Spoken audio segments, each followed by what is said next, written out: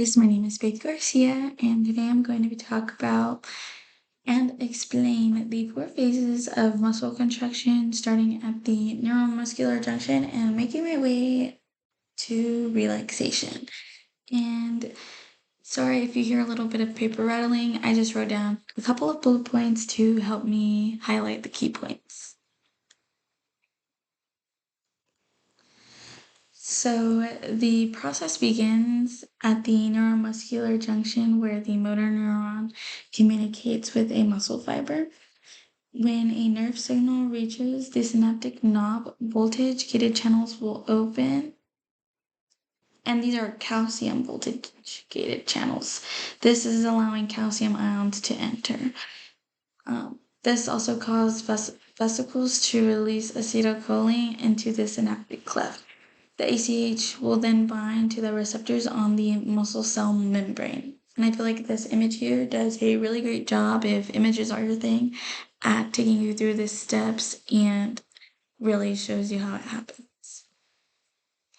When ACH binds to the receptors on the sarcolemma, it opens up voltage-gated sodium channels, allowing sodium ions in. Thus, creates an action potential, which is essentially a rapid change in membrane potential. Then potassium channels will open to restore the resting state. Thus, electrical signal spreads across the muscle cell membrane. The action potential travels down the T tubules, which carry the signal deep into the muscle fiber. This triggers the sarcoplasmic reticulum to release calcium ions into the cytoplasm. Calcium is the key signal that starts contraction. Inside the sarcomere, calcium binds to troponin, causing tropomyosin to move and expose the binding sites on actin. The myosin heads attach to actin, which forming a cross bridge. This is the start of muscle contraction.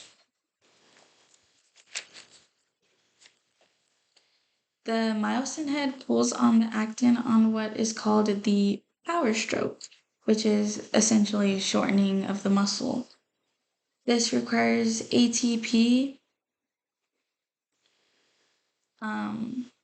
which is broken down into ADP to provide energy. ATP also allows the myosin head to detach and reset, which is like essentially repeating the cycle over and over. Oops, went too far.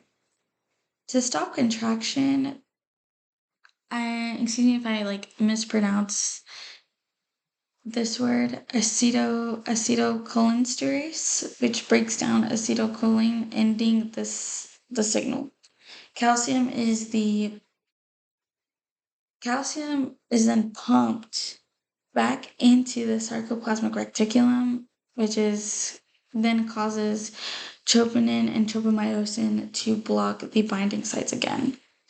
And without cross bridges, the muscle relaxes.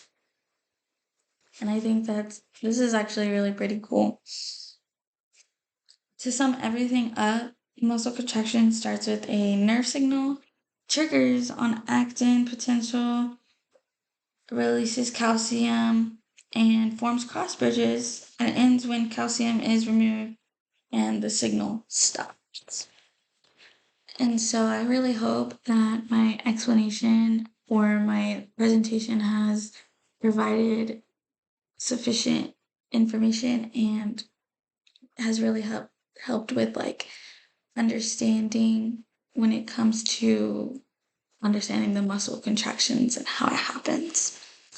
So thank you for listening.